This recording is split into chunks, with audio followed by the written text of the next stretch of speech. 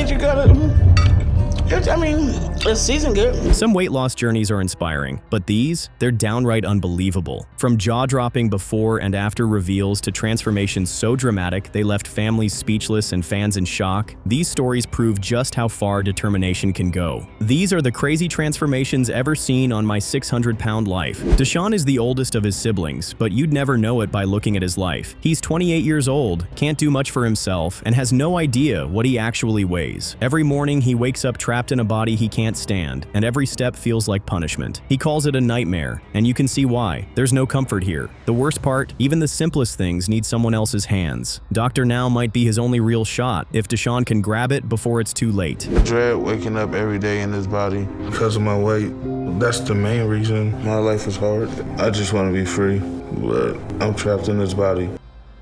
His expression says it all. Asking his sister for help is like chewing glass, painful, humiliating, and something he wishes he could avoid, but his body leaves him no choice. Thankfully, she doesn't flinch. No sighs, no judgment. She just steps in. That kind of loyalty is rare, especially when the help means doing the things most people wouldn't even consider. It's not just a chore, it's a lifeline. And while Deshawn clearly hates relying on her, the fact she never walks away might be the one thing holding him together right now.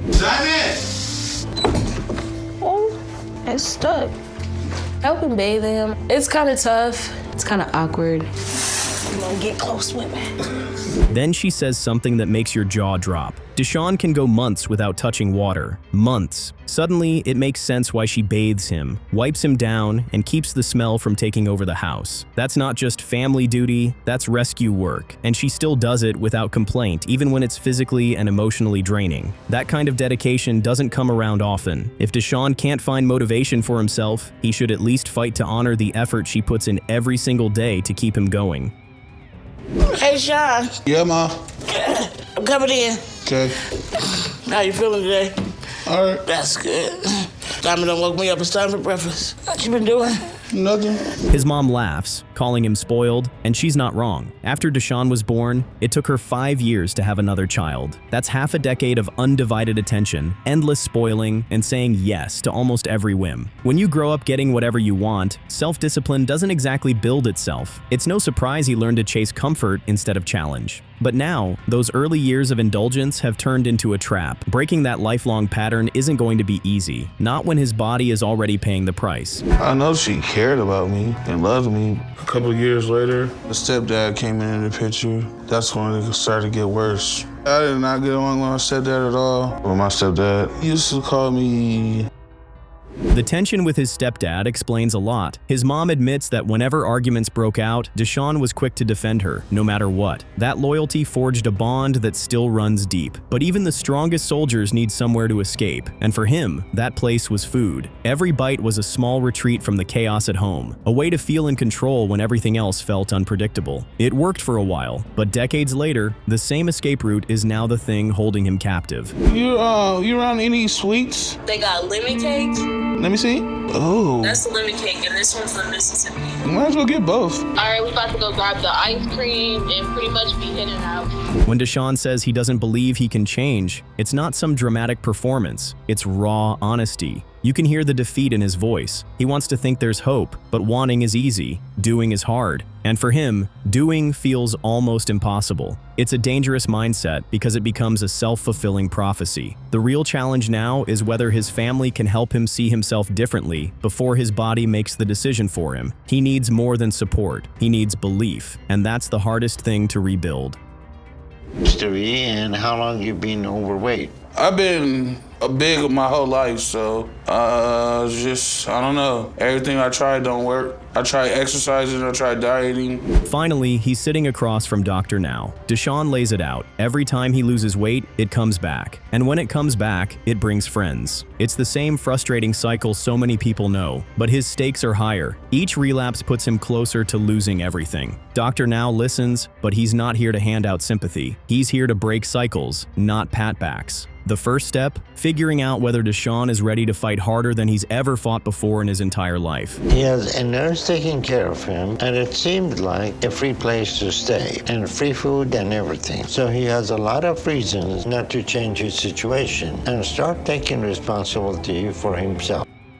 The doc sends in reinforcement, a physiotherapist, tasked with getting Deshawn moving again. It's not about full workouts, it's about reclaiming mobility inch by inch. Surprisingly, he's holding his own. The therapist even admits he's making progress. If Deshawn can turn these small victories into habits, surgery won't be a fantasy anymore. It'll be a concrete plan. But habits take discipline, and discipline doesn't grow overnight. He'll have to decide if the pain of change is worth more than the comfort of staying exactly the same. Good sweat, Sean. Okay. I think from Sean, I think the biggest thing that he needs to do is just have consistency with effort. But here's the problem. Bad habits don't die quietly. Deshawn starts slipping. His eating goes off track, and Dr. Now doesn't miss it. He calls it like he sees it, pointing to the family for enabling him. Unhealthy food doesn't appear magically. Someone's bringing it in. If they can't lock the doors on those habits, Deshawn will never break free. It's a brutal truth, but one that has to be faced before his progress disappears completely. Enabling feels like kindness until you see it's actually feeding the problem. You know, when we think about... That's why I'm just glad we moved from that neighborhood. You're in a quiet neighborhood. I'm still worried that you're stuck in the house, though. I mean, I don't know. To keep him from sinking deeper, Dr. Now calls in a psychiatrist. Maybe the real battle is in his head. But Deshawn sits through the session like he's already checked out. Arms crossed, walls up. It's frustrating to watch because this is exactly the kind of help that could shift his mindset. Still, no one can force him to change his mind. That choice has to come from him. And right now, he's keeping that door tightly shut. You know, I'm not used to talking about, and I don't know, it felt like we kept going over each other. Just glad it's over. I mean, did you get anything out of it? I mean... Then comes the moment patients dream of. Dr. Now says he's proud, and Dr. Now doesn't hand out those words like candy. That's a stamp of approval that has to be earned. For Deshawn, it's a signal that he's on the right track, at least for now. But keeping that approval means pushing harder, even when the excitement fades. Because in the end, it's not one good week that changes your life. It's showing up for yourself over and over, no matter how heavy the fight feels. It's going on 3 months since last I talked to Deshawn. I thought he quit 4 months ago when he refused to go to a local clinic. This is Megan's story. Megan doesn't find it too difficult to get up from her bed, but every time she wakes up, she feels like it's going to be her last day on Earth. She's grown so fat that she thinks her body is finally ready to give up on her. Will she make it through her weight loss journey? Well, here is how her story begins. The first thing I think of when I get up in the morning is if today's going to be the day that I lose my battle because my body finally gives out from my weight. Trying to imagine the pain she feels every morning when she wakes up is almost impossible. Megan had to move in with her mom just so someone could help her do the basic things she should be able to do on her own. That's sad for real. After I get dressed, it's the first thing I want to do every single day. My mom makes me breakfast and I can't wait for it. It's one of the few things I get up for because it makes the pain go away. Let's just say her major problem is her mom. Megan's mom knows that her eating habit is bad, but she just doesn't want her daughter to feel bad. Sadly, the only thing that gives Megan some form of happiness is the same thing that's killing her: food. On days when I feel up to it, I go to the grocery store with my mom, and it's really the only thing I ever go out for anymore. And it's like Christmas Day for me, being around all that food and all those options. She can drive herself? That's surprising. For a second there, I wasn't sure she would fit into the car. She says that the only reason she goes out is to pick up some groceries and get some food. Wow. Ooh, chocolate marshmallow one. It's the best place in the world to me, and I wish I could get everything I have a craving for, but we can't afford that, so I have to be selective to make sure I get enough of what I want. How do you eat so much and still have the craving to eat sweet things? Does she know that it's unhealthy? Working around is already like the hardest thing for her to do. The least she can do is at least cut down on the sweet things she eats. Jeez, it almost feels like she doesn't want to be better.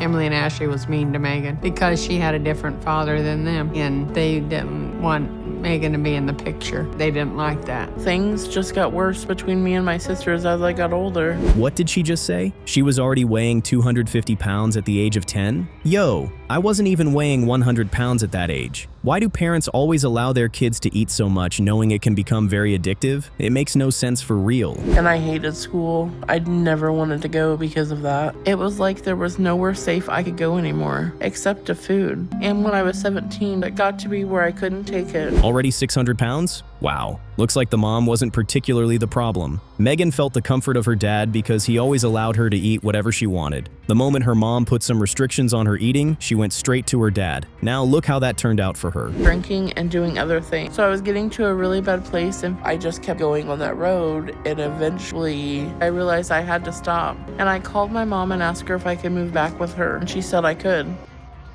She did not just say that. 9 medications a day is crazy. How can someone be on 9 medications a day due to excessive food intake and still eat like she's gonna lose her life if she doesn't eat? Unbelievable. In Megan's world, food is everything. Driving, and it just is a struggle with me getting in and out of the car a lot because it wears me out really easily. Girl, the only miracle that's going to happen is if you get yourself to the gym or you stop eating like you steal the food. Hearing this, one would honestly think she has already given up and is ready for whatever might happen. But we don't know how long it'll take us or how I'll handle the drive because I've never really done a drive like this. And at my current weight, I'm just not sure how it's gonna go. She is right about that though. She's scared about the trip she's about to make heading to Dr. Now's hospital. But if we're being honest, the stress from the trip is way better than not doing anything at all. And Dr. Now says he can't help. It will be like a death sentence. I know he wants to help people who are my size, but you never can know what issues there could be or reasons he can't help me. And there she goes again, wanting to eat. Doesn't she get tired of food constantly going down her throat? Well, to be over 600 pounds, I don't think she sees it as a problem. Let's hope she makes her trip to see the doctor. So if I don't get help today, there will be no options or anything I can do to stop what's gonna happen to me. Megan? And the only thing me and my mom will be able to do is go back home and just wait for me to die. Wow, with all that eating, she's just a little over 600 pounds? I'm actually impressed. But one thing I know for certain is that cutting down that weight is going to be difficult for Megan. She loves food so much that it's impossible to see her losing any of her weight. Let's hear what the doctor has to say. It's two, because it can be very hard for one person in the household to eat properly and the other person. Oh, I plan on eating with her like she needs to eat. We were all expecting to hear that. Doctor Now tells her that she needs to lose at least 80 pounds of weight in 2 months before he considers her for surgery. The big question now is whether Megan is up to the task. We all know she loves food. With my weight loss over the past 2 months, and that I should be at my goal today. But I don't know what the scale's gonna show, and that's the only thing I'm nervous about. I definitely know I made progress. And boom, she did not meet her target. But we've got to hand it to her. She managed to shed some of her weight, but just wasn't able to meet her target for surgery. She needs to apply more pressure if she really wants Dr. Now to consider her for surgery. I still have it, and I read it. How much of did you read? I've read it, like, partially through. So you really haven't read it very much carefully, right? She read partially? That's honestly disgusting to hear. I mean, Dr. Now gave her everything she needed to cut down on her weight, and she decides to pick the one she feels she should? It's really annoying because she knows better than to skip anything. I know how important it is for me to lose as much weight as I can, and I'm gonna do whatever it takes and work as hard as I can to show Dr. Now I can handle weight loss surgery. Now look at Megan go. She really wants to get rid of the excess weight so she can meet her target weight. She registered at a gym, and it's really good to see that she's doing everything she needs to do to be better. Good one, Megan. That become a factor with what the scale says. Not that you weigh. Do you understand that? Okay, yes. So what else did you change? I've also been walking a lot more. I take my dogs on walk, or my dog on walk. That is just sad. Even with her going to the gym, she still hasn't met the cut for her weight loss journey. And what's even annoying is that it's her fault. She still eats the way she wants, and now she can't meet her goal. It's annoying if we're being honest. Pizza's here. Okay, go get it. I'm hungry. Okay. Awesome. Thank you. Being apart from my dad is the only thing that's really hard for me with this move. And just like that, she's back with the same person who allows her to eat the way she wants. It honestly feels like she wants to give up on her weight loss journey. Her goal is to reduce the way she eats, but instead of that, she's eating like she's going to die if she doesn't. Jeez. You are only, 25? Yes. And some of these medication that you are on, typically people in 40s, 50s, and 60s are on it. Even Dr. Now can't hide the fact that her conditions are too much for her not to be losing any weight. He even says that Megan's health conditions usually occur in people over 50 years of age. Guess what? She's just 24. That's just sad, honestly. And I just really wish I had more support from her right now. Instead of helping me, she's making it a lot harder than it needs to be for me. Aha. So the problem isn't Megan. The problem is her mom, and it is disgusting to see what she's doing. Knowing that her daughter is on a weight loss journey, she keeps eating junk food and keeping it in places where Megan will see it. It's almost as if she doesn't want her to lose any weight. Ew. Well, I'm proud of you for losing another 30 pounds. Thank you. I've been eating a lot of vegetables. Well, that's good. But looking at your ultrasound, it looks like we have some problem with your bile duct and your gallbladder. That has to be a big blow to the chest for Megan. The doctor gets her to run a few tests, and sadly, she is not healthy enough to have surgery done. I don't even know what to say. This is just sad. Will Megan ever be able to lose weight?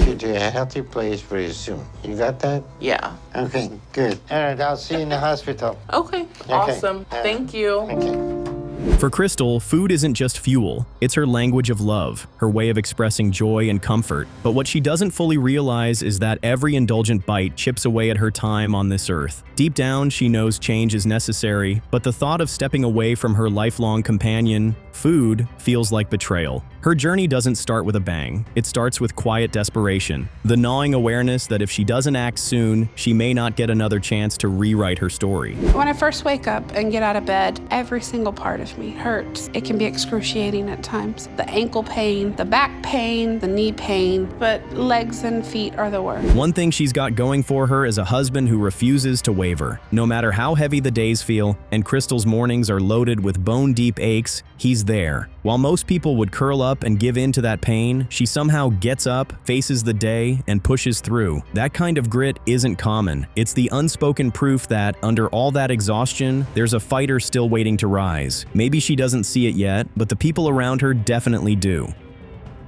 Significant damage because I am extremely overweight. Crystal and I have been married for almost 2 years. Best decision of my life. Crystal is an amazing, strong, hardworking woman. Her husband, especially, knows her worth. He watches her navigate a world not built for someone her size, yet still hold down a job, keep the house running, and manage to smile like it's no big deal. That's not something you fake. That's strength forged through years of struggle. Sure, the scale might say one thing, but her resilience tells an entirely different story. She's proof that weight can limit the body, but it can't completely cage the spirit. Not if you refuse to let it. Here, put this on the table.